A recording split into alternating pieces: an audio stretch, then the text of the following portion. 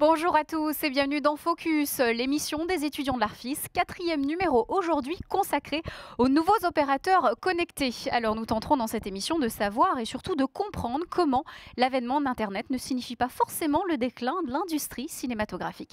Bien au contraire, elle permet de nouvelles ouvertures. Pour trouver les réponses, nous recevrons plusieurs invités, mais celui qui ouvrira la marche est un expert du web, du business web, c'est Philippe Médas. Ce que je vous propose, c'est qu'on le rejoigne tout de suite.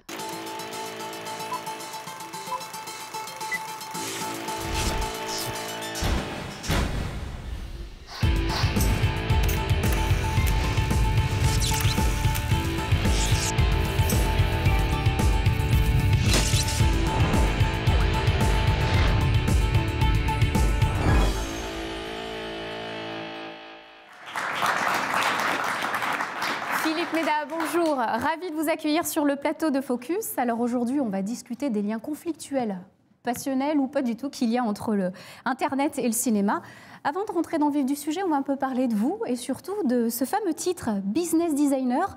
Vous êtes cofondateur donc de l'agence Mercap. En 2007, vous avez fondé cette agence qui assure le copilotage de l'innovation de start-up et de grands groupes en France, en Europe, en Asie. Vous avez bien voyager à travers le monde, le web n'a plus de secret pour vous. Mais qu'est-ce que ça veut dire, business designer ? Alors, l'idée du business design, c'est que pour pouvoir développer de nouvelles aventures entrepreneuriales aujourd'hui, qu'on soit un grand groupe ou une start-up, on fait ça dans un univers qui est très chaotique, qu'il est pas de plus en plus, je dirais, mais qu'il est vraiment. Et la notion de design s'oppose un peu à la notion d'ingénierie. Il n'y a pas de recette, il n'y a pas de plan 5 étapes pour créer de nouveaux business. C'est une bonne part d'intuition, une grosse part de chance, quelques règles quand même ou quelques points de vigilance pour rester concret sur le sujet, mais c'est plus un univers de designers, ce qui est un abus de langage évidemment, plus que d'ingénieurs ou de mathématiciens ou de physiciens. Alors pourquoi est-ce que vous avez répondu à l'invitation des étudiants de l'ARFIS quand ils vous ont proposé d'intervenir sur les liens entre Internet et le cinéma? Pourquoi ça vous parle ? Alors, j'ai pas le droit de dire je ne sais pas, mais c'est normal, je pense, quand on a un petit peu d'expérience et puis un tout petit peu de bouteille sur les sujets, un petit peu de redistribuer aussi, ou en tout cas de partager son expérience. Et puis, il y a toujours des moments égoïstes aussi, où mine de rien, dans des situations qui ne sont pas celles que l'on a normalement dans le travail, dans le business, on se met aussi à prendre des choses qu'on ne verrait pas normalement. Donc il y a toujours une part d'égoïsme dans ces interventions. Alors leur question aujourd'hui, c'est l'avènement d'Internet. Est-ce qu'il a un impact réel ou non sur le cinéma, d'après vous ? On peut sauter à la conclusion directement. Je ne pense pas que l'Internet aujourd'hui ait le moindre intérêt ou le web ait le moindre intérêt. Alors évidemment c'est une provocation, mais c'est une provocation qui est concrète.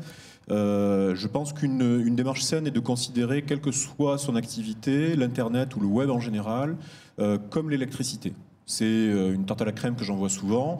Aujourd'hui, personne ne se pose de questions. Tout le monde a besoin d'électricité. Il y en a qui en ont besoin stratégiquement plus que d'autres parce qu'ils ont des usines et ils ont besoin de puissance.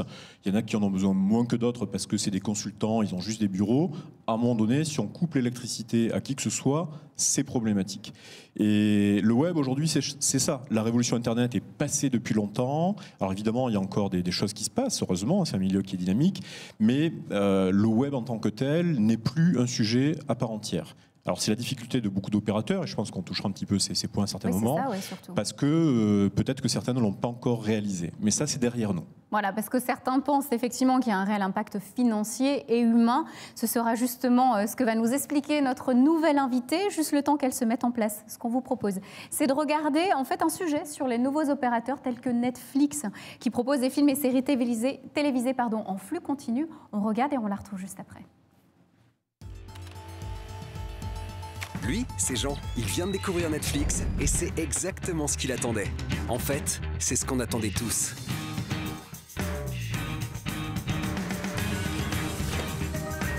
Pouvoir regarder autant de séries et de films sur tous nos écrans hyper facilement. Tout pour vibrer, quoi.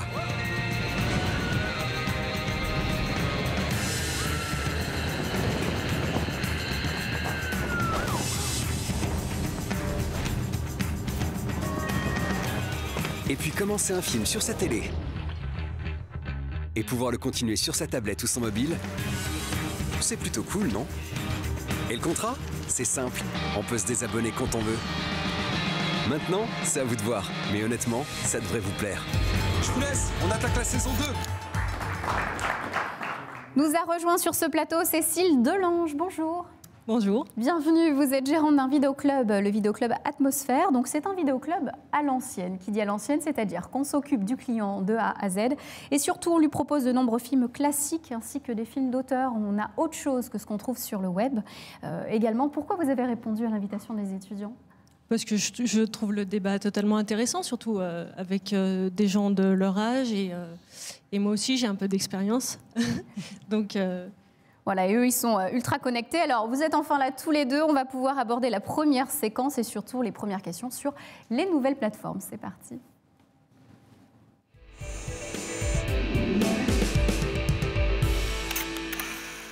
Alors, avant cette émission, on a proposé aux surfeurs, aux internautes, d'aller sur le site de l'Arfis, de s'intéresser un peu aux thématiques dont on allait parler. Il y a eu beaucoup de questions pour cette émission. Première question de nos internautes, qui je pense vous concerne. Cécile, ça va peut-être vous faire hurler, mais je vous la donne. Hein. C'est un anonyme qui nous a posé cette question. Est-ce que les vidéoclubs sont morts ? Cécile, que leur répondre ? Très bien. Bon, j'ai plutôt bonne mine pour une morte. Oui, les vidéoclubs sont morts. Il ne faut pas se leurrer non plus. Il va rester que quelques spécialistes dont je fais partie. Quand on s'est installé, on faisait un peu figure d'ovni dans le métier en ayant un choix, une politique plutôt cinéphile, etc. Reste que, enfin, moi, j'avais une démarche cinéphile, en fait. Pour moi, c'est partager du cinéma, c'est pas partager des DVD, peu importe le support. En fait, on a commencé, il y avait des cassettes. On a des DVD, on a des Blu-ray. Enfin, c'est avant tout des films qu'on partage avec les clients. Alors pourquoi est-ce que vous êtes morte, entre guillemets, bien sûr, mais c'est vraiment Internet qui a apporté cette crise dans votre métier ? Bien sûr. Oui, il ne faut pas se leurrer. Enfin, de toute façon, il y a eu un lien de cause à effet. Alors, Internet, on en parlera peut-être par la suite, c'est un outil très, très utile pour nous. Mais en parallèle, entre l'arrivée du peer-to-peer et la disparition des vidéoclubs, enfin, c'est totalement lié si on regarde les statistiques. Il n'y a aucun doute. C'est-à-dire que se déplacer, payer ou avoir la même chose chez soi gratuitement, il n'y a pas... Voilà, c'est... On voit dans l'extrait qu'on vient de voir Netflix, donc pour revenir un peu sur l'histoire de ses fondateurs, ils étaient, comme vous, gérants d'un vidéoclub. Internet leur a permis de se renouveler, ils ont réorienté leur stratégie. Peut-être qu'ils ont rencontré Philippe Méda, mais en tout cas, ils ont créé Netflix. Est-ce que ça vous inspire ? Est-ce que peut-être après l'émission, vous demanderez à Philippe des conseils pour peut-être vous aussi surfer sur le web et reprendre votre part de gâteau ? Alors, même si Philippe Méda est très professionnel, j'avais déjà moi-même eu l'idée, personnellement, il y a longtemps. Oui, très bien. Enfin, il y avait Locafilm qui existait en France, je crois, qui a été un peu mise à mal. Je crois qu'ils ont coulé. Pourtant, ils faisaient de la location de support sur Internet. Oui, ils ont eu les moyens, effectivement, de rebondir et de créer ça. Moi, j'en rêve. Après, c'est une question aussi de moyens. Oui, c'est ça. Parce que, Philippe, est-ce que c'est accessible à tout businessman, à tout entrepreneur, d'avoir pris le train Internet en marche ? Est-ce que maintenant, c'est trop tard, en fait ? Alors, on peut toujours dire c'est jamais trop tard, et c'est objectivement jamais trop tard. Mais comme je l'ai un petit peu annoncé dès le début, je suis jamais très à l'aise dans cette discussion, dans le sens où effectivement Internet en tant que tel est une force de destruction à un moment donné. Mais ceci, tous les signaux étaient là. Et Netflix, leur super pouvoir, ça n'a pas été tellement d'avoir pris la vague Internet très très rapidement. Leur super pouvoir a été dès le départ d'être une chaîne intégrée sur le territoire américain qui livrait tel des McDonald's, tous les X milliers de personnes, la capacité à livrer des films. Et quand on regarde des business, puisque ce sont des activités économiques quelles qu'elles soient, ça peut être un restaurant, ça peut être un laboratoire de recherche en pharmaceutique, la question à se poser, la plus simple possible, est à quoi ça sert ? Quel est le problème que vous résolvez ? Et il se peut évidemment que le problème disparaisse petit à petit du marché, parce qu'effectivement, aujourd'hui, avoir accès là, en quelques secondes, en quelques minutes, à un film n'est plus forcément un problème pour qui que ce soit. Mais il reste d'autres problèmes. Et il y a des dimensions qui existent. Alors moi, c'est un milieu en tant que tel que je ne connais pas, et je me garderais bien d'avoir quelques opinions tranchées dessus. Mais il y a des dimensions sociales autour d'un quartier, il y a des dimensions de partage, il y a des dimensions d'échange culturel, il y a des choses que d'autres opérateurs, par exemple, sont en train d'échouer, comme la Fnac a totalement perdu son rôle d'agitateur culturel, qui était son rôle. Et c'est devenu quelque chose entre Darty et les rayons un peu premium d'un supermarché. Donc certes, il reste de la conquête, mais qu'est-ce qui reste à la FNAC aujourd'hui? Donc ces questions se posent quand même à plein d'endroits. Pour trouver des réponses, on va faire appel à ces jeunes comme peut-être ceux qui vont sur le web, en streaming, qui ne vont pas dans votre vidéoclub. Merci beaucoup Cécile Delange d'être venue témoigner. Donc on va lancer la deuxième séquence. C'est juste le temps qu'on change nos invités parce qu'il y en a un nouveau qui va arriver. Joachim Landreau, il est étudiant à l'Arfis. Lui va nous expliquer pourquoi est-ce que lui ne va plus dans un vidéoclub et qu'il a choisi la version connectée.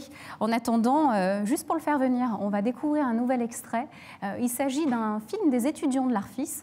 Les lions sont solitaires. Ça nous amène sur le terrain des droits d'auteur. À tout de suite. Ils nous ont dit, les gars, vous n'irez pas bien loin. Vos vidéos sont trop pourries, je ne vous tends pas la main. Du coup on a tracé nos routes en ascètes vertueux, se faisant tout seul comme des hermaphrodites incestueux.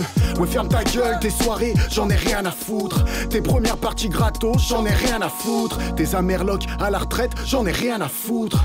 Tes réseaux et tes potes, j'en ai rien à foutre. Et patatras, mon crew te rattrape pas, ta. Ton festival est trop étroit, pas à ma tatataille. Bye bye bye, t'as de mes 10 ans et tatataille. Tu peux te le mettre où je pense, ton original. Les lions sont solitaires, contrairement aux chiens dociles. T'appelles ça des légendes, j'appelle ça des sales fossiles.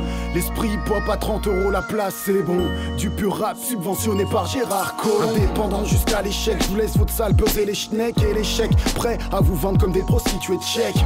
Mec, le rap game n'est qu'un vulgaire trottoir. Canal+, Skyrock, je reste du côté des dépotoirs. Nous sommes de retour sur le plateau de Focus. Dans ce numéro, nous questionnons les relations passionnelles ou conflictuelles qu'il y a entre le cinéma et Internet. Avec nous depuis le début, Philippe Méda, business designer et spécialiste du web. Il nous a rejoint Joachim Landreau, étudiant à l'Arfis en première année. Bonjour. Ensemble, on va aborder la deuxième séquence de cette émission, une législation surprotectrice.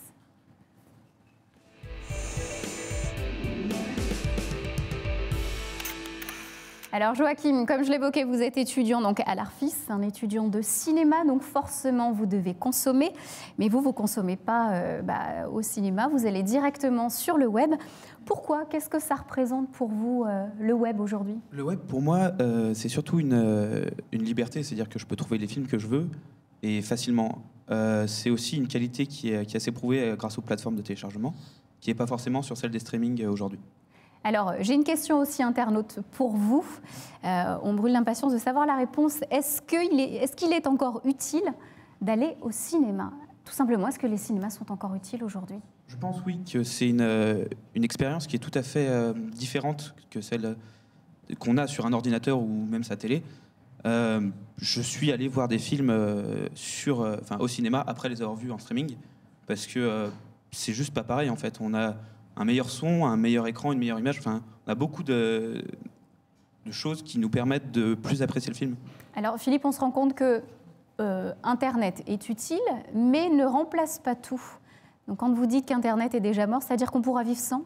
Demain, on peut passer encore à autre chose et Internet, c'était juste une passade? Alors, mon propos n'est pas exactement de dire ça. Mon propos est de dire que se concentrer sur Internet est probablement une idée déjà morte. Internet est là pour rester. De toute façon, comme l'électricité, on garde l'analogie, on ne va pas nous le retirer avant longtemps.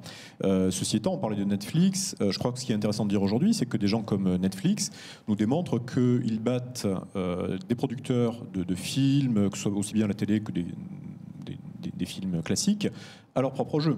Et là, il faut s'interroger, c'est que les compétences critiques qu'ils ont acquis n'est plus tellement dans la distribution, certes, qui est là, mais comme TF1 ou d'autres peuvent savoir, ou M6, qui a été très précurseur en France et distribué sur le web. Mais aujourd'hui, ce qui tue, je pense, beaucoup leurs concurrents historiques, c'est qu'ils savent faire House of Cards.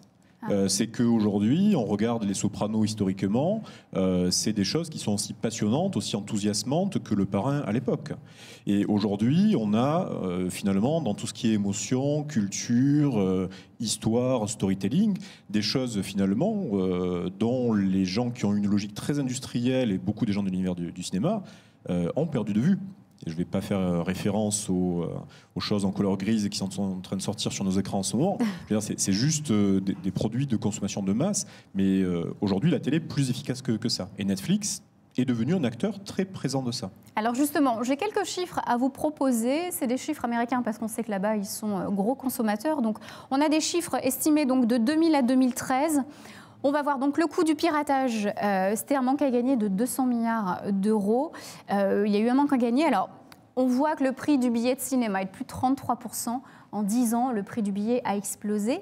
Mais au final, on a l'impression que les gens vont moins au cinéma, donc forcément qu'il y a un manque à gagner. Mais non, on se rend compte que les producteurs ont mis dans leur poche plus 30%. Donc ça leur permet peut-être de plus créer et effectivement d'en profiter de cette hausse du prix du billet.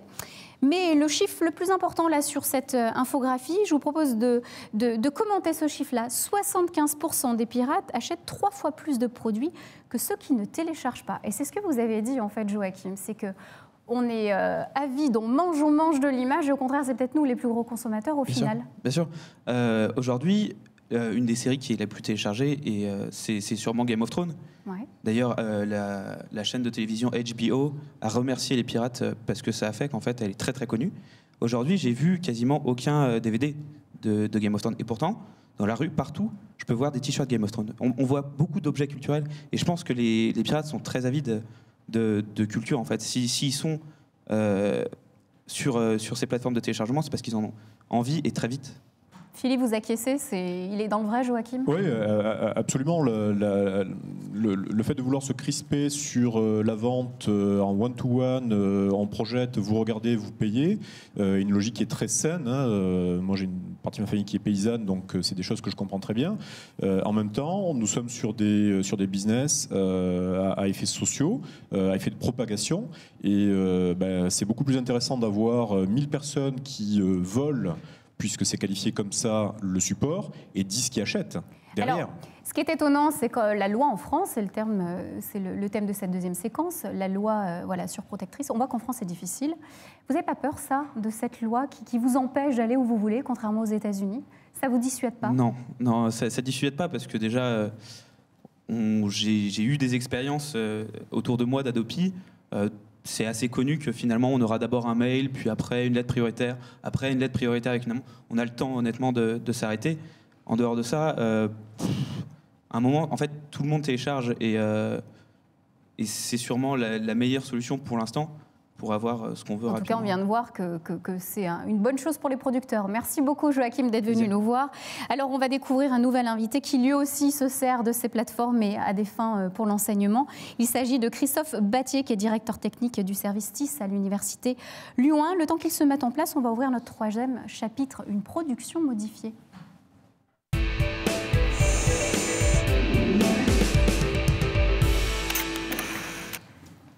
Il se met en place. Christophe Battier, vous êtes directeur technique, donc comme je viens de le dire, à Lyon 1. TIS, ça veut dire technologie de l'information et de la communication pour l'enseignement. Vous utilisez les nouveaux opérateurs pour transmettre le savoir. Alors, pour qu'on comprenne bien qu'est-ce que ça veut dire, vous êtes venu avec des images, des belles images qui donnent envie d'être comme vous, de faire ces petites vidéos et de les mettre sur le web. Dans quelles mesures les plateformes de téléchargement sont bénéfiques pour vous? On découvre ça tout de suite en images et on en reparle après.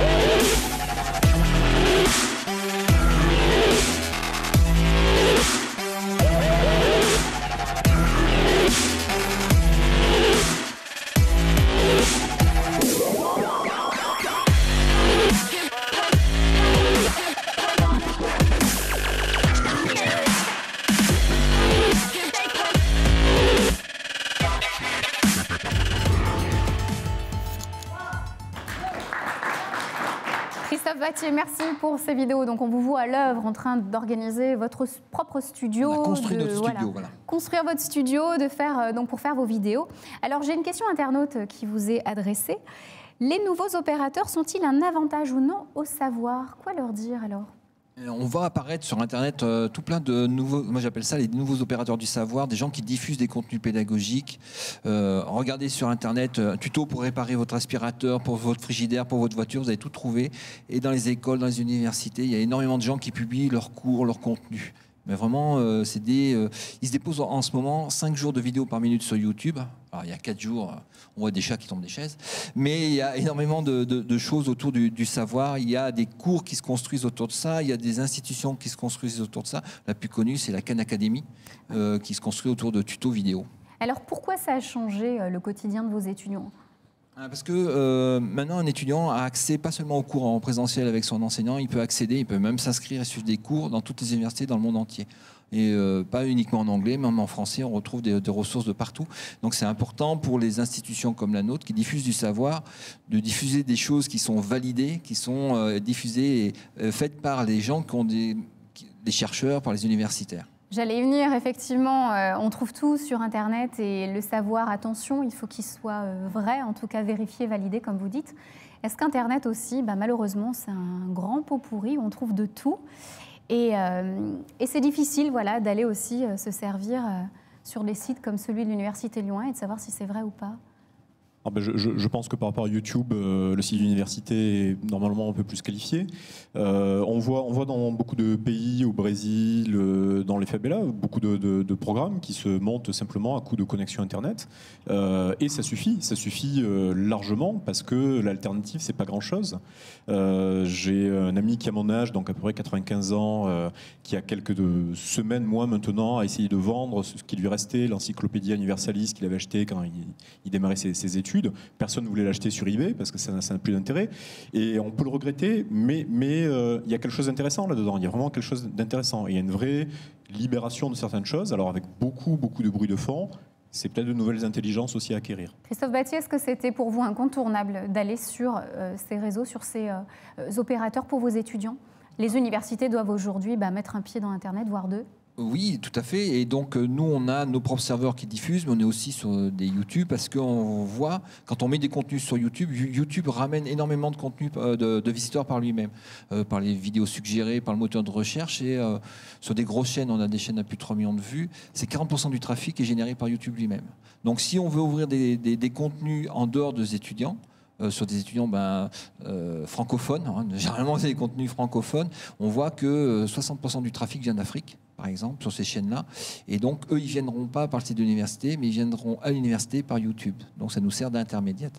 Donc, l'université numérique s'ouvre à nous maintenant, ou est-ce qu'il y a encore d'autres choses qui arrivent derrière ? Moi, je suis intriguée par cette fin d'Internet. Alors, l'université numérique, pour donner quelques chiffres, rien qu'à Lyon 1, c'est 25 000 étudiants par jour sur le serveur de cours. C'est plus d'1 million de documents qui sont 1 200 000 documents en ligne. Et tout à l'heure, on discutait. Les étudiants, par exemple, sur un gros cours, avec 3 000 étudiants, en 4 mois, ils ont téléchargé plus de 2 millions de documents.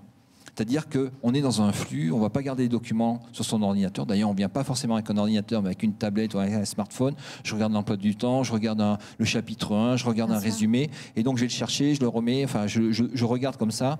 Et plusieurs fois par jour, je vais me servir peut-être du même fichier, de la vidéo, du cours, des choses comme ça. Voilà, donc aujourd'hui, Internet, c'est comme l'électricité, ce soir retiendra aussi cette émission. Philippe Méda, Christophe Battier, merci beaucoup d'être venus nous voir. On salue également Joachim, qui est passé nous voir, également Cécile Delange. Merci à tous d'avoir construit cette émission et de l'avoir proposée. C'était le 4e numéro de Focus. On se donne rendez-vous sur le web, et oui, forcément, avec une petite tablette pour revoir cette émission. À très bientôt.